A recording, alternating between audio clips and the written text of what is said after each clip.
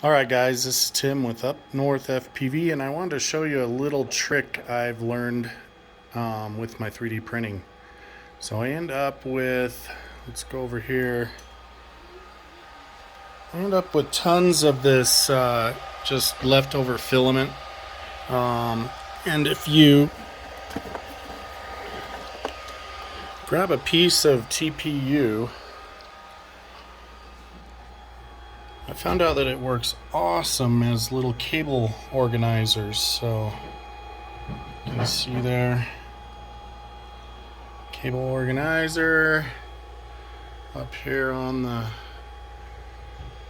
white light, cable organizer behind the machine, cable organizer. So a little trick there. Use TPU to organize your cables. Up North FPV, over and out.